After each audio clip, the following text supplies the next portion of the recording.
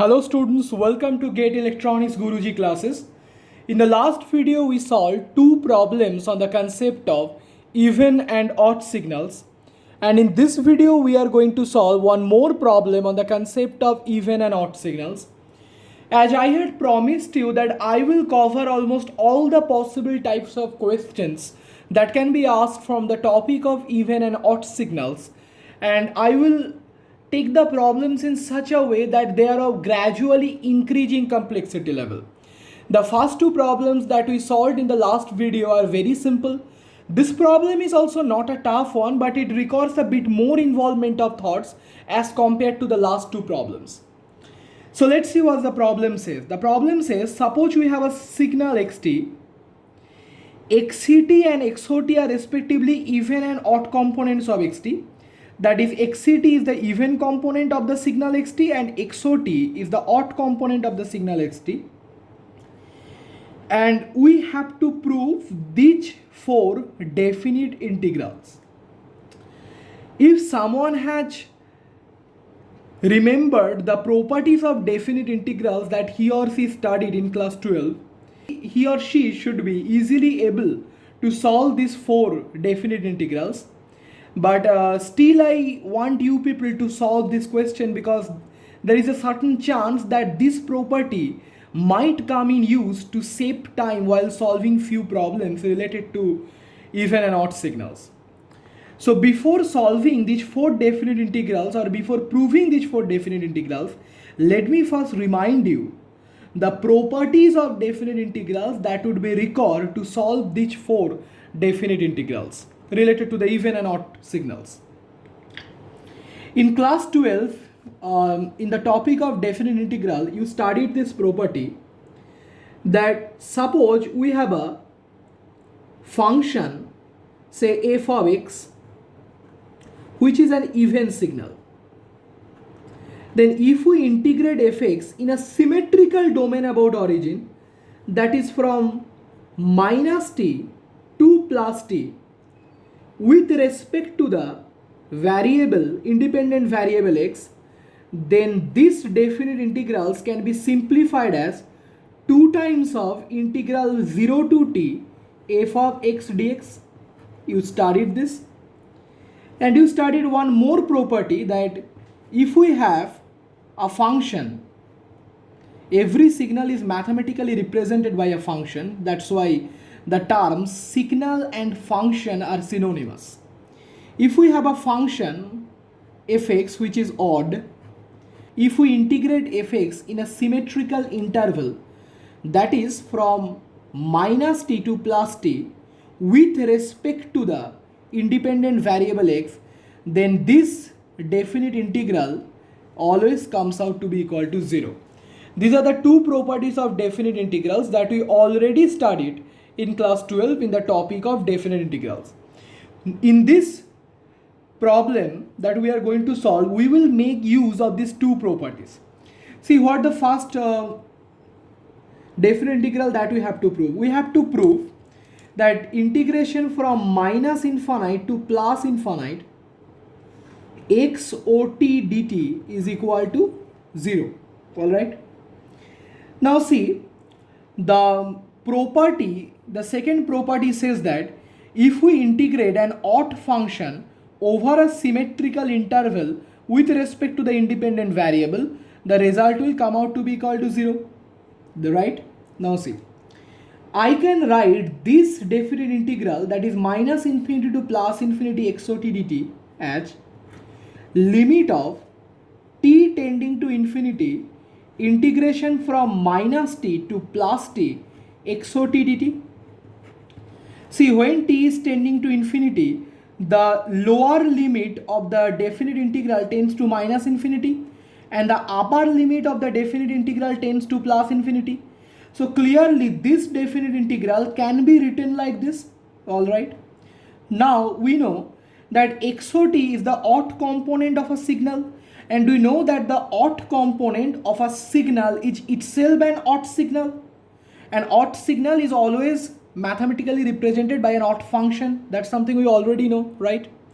So clearly if we integrate xot over a symmetrical interval from minus t to plus t with respect to the time variable t, this will come out to be 0.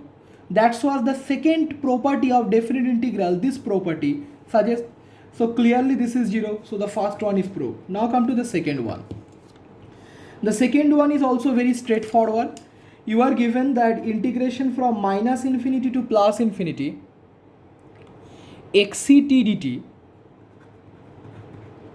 and we have to show that this is equal to twice of integral 0 to infinity xct dt. See, the first property says that if we integrate an even function over a symmetrical interval, that is from minus t to plus t, with respect to the independent variable, this integral can be simplified as twice of integration from 0 to t fx dx. We know that the even component of a signal, that is xct, is itself even in nature. That's something you already know. Now this definite integral can be written as limit of t tending to infinity integration from minus t to plus t xct dt. That's something we know. When t is tending to infinity, the lower limit will tend to minus infinity, and when t tends to infinity, the upper limit will tend to plus infinity. So clearly this expression, that is this integral, can be expressed like this. And the first property, that is this property of definite integral, suggests that we can write this one, this definite integral as, that is this definite integral minus t to plus t xct dt as twice of integral from 0 to t xct dt, right? See, here the independent variable is x, but here the independent variable is t. Now when t is tending to infinity, the lower limit will be 0 because it's a constant, but the upper limit will tend to infinity. So I can simplify this definite integral as twice of integral 0 to infinity xct dt, right? And that's what I have to prove. So this one is also proved. Now let's come to the third one. That is integration from minus infinity to plus infinity xct into xot dt equal to 0. Let me take a new page. I don't have space here. So what I have to prove? I have to prove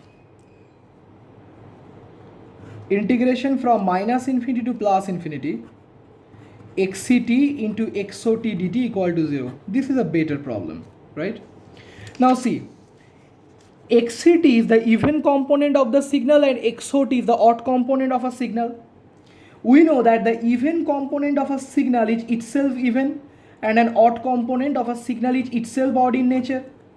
And in the properties of the even and odd signals, I have explained in detail with an example that the product of an even signal and an odd signal is itself odd in nature.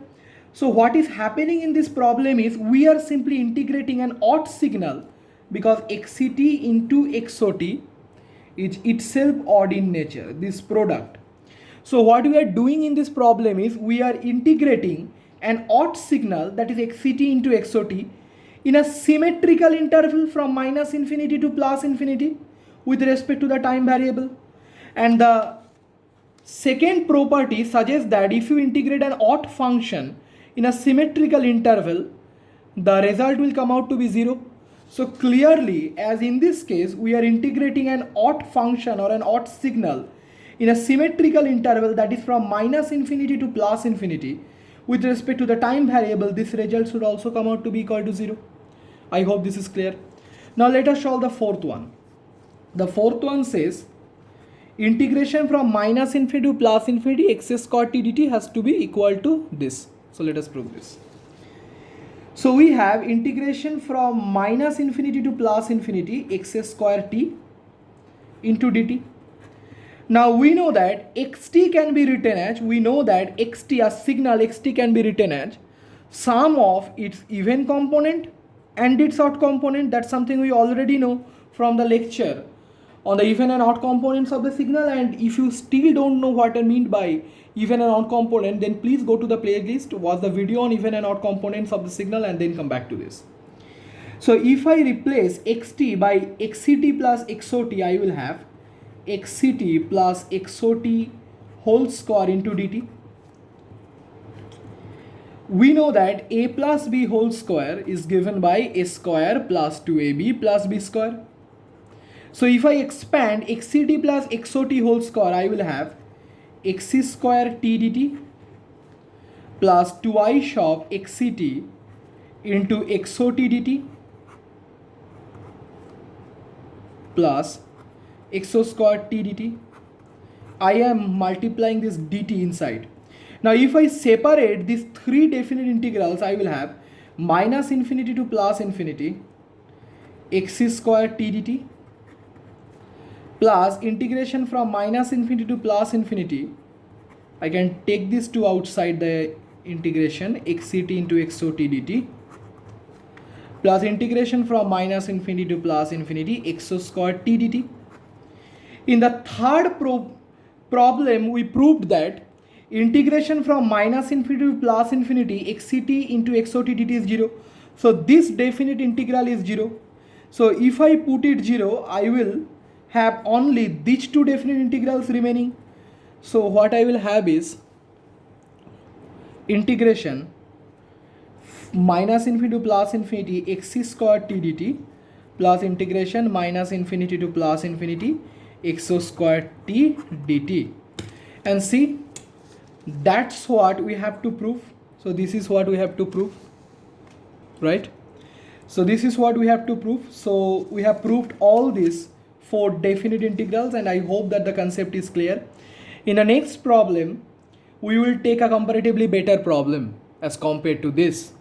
So you have to solve the problems in such a way that you are starting with easier problems and gradually you are go on increasing the level of complexity. This will help you to grow your thought process. All right, thank you.